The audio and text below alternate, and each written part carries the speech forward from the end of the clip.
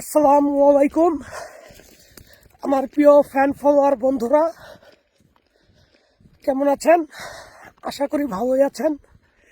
তো আমি আসলে ভিডিওটা করলাম এই কারণেই, বিভিন্ন পত্রপত্রিকা আমার নামে ভুয়া সংবাদ প্রচার করে, মিথ্যা সংবাদ প্রচার করে। এর মধ্যে আরও দেখতেছি যে আমার একই ছবি, একই প্রোফাইলের ছবি দিয়া তারা বিভিন্ন পেজ বা আইডি খুলছে। এক একজনের ফলোয়ার দেখি 40,000, 50,000, 28,000, 20,000, 16,000 হয়ে গেছে। হোক, সেটা তাদের ব্যক্তিগত। তবে আপনারা যাতে ভুল না করেন সেক্ষেত্রে আমি একটা বার্তা দিব। সেটা হচ্ছে, আমার অরিজিনাল আইডিটা কিভাবে আপনারা বুঝবেন? যেটা দেখবেন 3,90,000-এর উপরে ফলোয়ার। আবারও বলি, 3,90,000-এর উপরে ফলোয়ার, শুধুমাত্র ওইটাই আমার অরিজিনাল আইডি। আর এর নিচে, মানে 3,90,000-এর নিচে যত আইডি দেখবেন এগুলো সব ফেক আইডি। যদি আমাকে ভালোবাসেন, যদি আমাকে আপনারা পছন্দ করেন বাংলাদেশের নাগরিক এবং আপনাদের প্রিয় ভাই বন্ধু হিসেবে বা আপনাদের প্রিয় সন্তান হিসেবে, তাহলে ওই ধরনের ফেক আইডিগুলা আপনারা রিপোর্ট মারবেন। এটা আপনাদের সকলের কাছে, আমার প্রিয় ফ্যান ফলোয়ার সকলের কাছে আমার এটা অনুরোধ। দয়া করে আপনারা আমার এই অনুরোধটা রাখবেন। আর পত্রিকায় আমার নামে অনেক ভুয়া সংবাদ প্রচার করে, সঠিকটা আমি আপনাদের বলে দিই। সেটা হচ্ছে, আমার নাম মোহাম্মদ সোহেল সর্দার নীরব।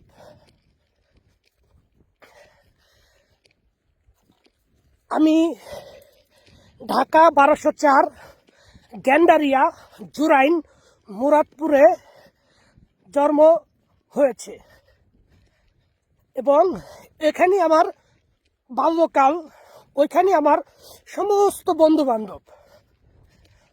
তো 2005 সালে আমি এসএসসি পরীক্ষা দেই এবং পরীক্ষায় পাশ করে 2005-এই ঢাকার পুরান টাউন কবি নজরুল গভর্নমেন্ট অ্যান্ড কলেজ ইউনিভার্সিটিতে আমি ভর্তি হই মানবিক শাখায়। সেখান থেকে আমি এইচএসসি ইন্টারমিডিয়েট পাস করি এবং একই ভার্সিটির মধ্যে আমি ডিগ্রি বিএসএস কমপ্লিট করি। তারপর জীবনকে উন্নয়নশীল যাত্রায় নিয়ে যাওয়ার জন্য প্রবাসে পাড়ি দেই। কারণ আমার বাবার তেমন বেশি অর্থ ছিল না বা সম্পদ ছিল না যা দিয়ে আমি বসে বসে খাবো। নিজেই একটা সংগ্রাম করার জন্য প্রবাসী হই। তারপর আমি 2012 সালে সৌদি আরব যাই এবং 2022 সালে সৌদি আরব থেকে বাংলাদেশে ফিরে আসি। ফিরে এসে দেখি যে বাংলাদেশের অবস্থা ভালো না। ব্যবসা বাণিজ্য করলে একজন আরেকজনের পিছনে লেগে থাকে। আবারও প্রবাসী হই। যেহেতু আমি দীর্ঘদিন প্রবাসে কাটিয়েছি, আমার অভিজ্ঞতা ছিল অনেক। তো আমি একটা চায়না কোম্পানিতে ইন্টারভিউ দেই। তারা আমার সরাসরি ইন্টারভিউ নেয়। সেই ইন্টারভিউতে আমি সফলতা অর্জন করি এবং নাম্বার 1 পেজে থাকি তাদের পছন্দে। তখন তারা আমাকে ওয়ার্ক পারমিট দিয়ে রাশিয়া নিয়ে আসে এবং সেই কোম্পানিতে আমি চাকরি করি। চাকরি করার পর দীর্ঘ 8 মাস পর আমি যাই শহরে ঘুরতে। তখন একটি বিজ্ঞাপন দেখি। বিজ্ঞাপনটা হলো যে রাশিয়াতে চাইলেই বেসামরিক মানুষ বা ভিনদেশিরা সেনাবাহিনীতে অংশগ্রহণ করতে পারবে। সেক্ষেত্রে আমাদের আবেদন করতে হবে। তো আমি প্রথম আবেদন করছি, তারা আমাকে রিসপেক্ট বা নেওয়ার জন্য ইচ্ছা পোষণ করে নাই। প্রথম ক্যান্সেল,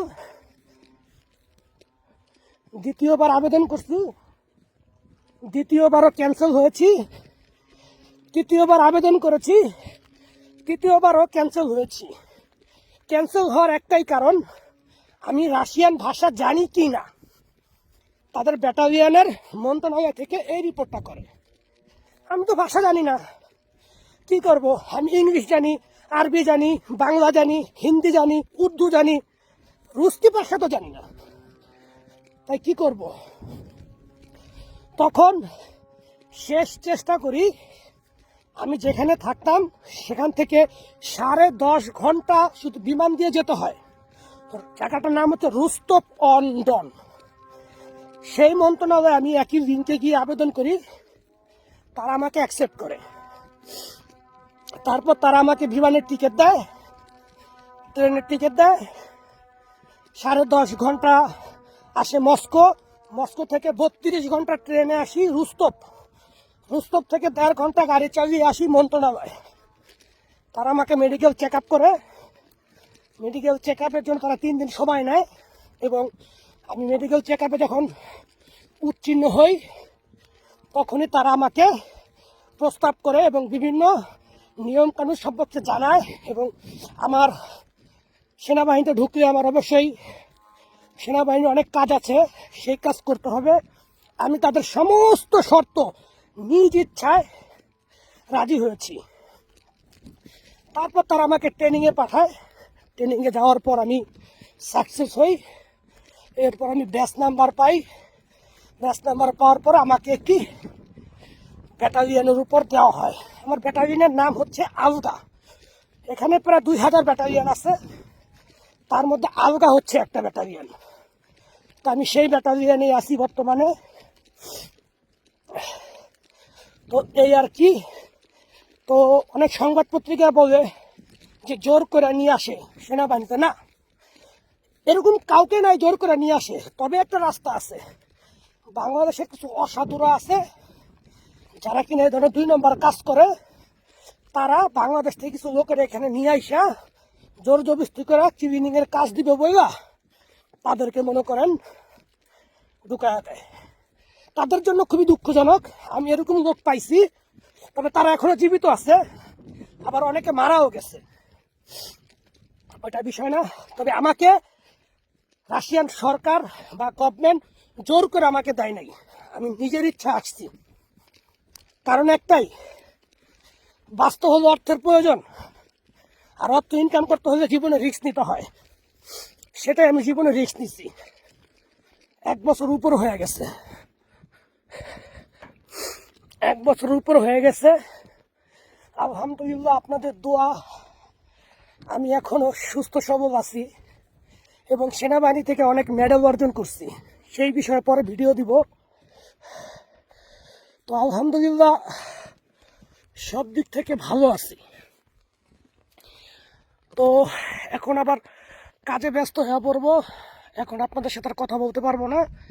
আপনারা শুধু যেটা দেখবেন 3,90,000 উপরে, সেইটাই শুধুমাত্র ফলো দিবেন। আর এর নিচে জায়গাতে পাবেন, সাথে সাথে বলুক মারবেন, ঠিক আছে? আর আমার বাড়ি হচ্ছে জোরাইন মুরাদপুর, আর আমার বাবার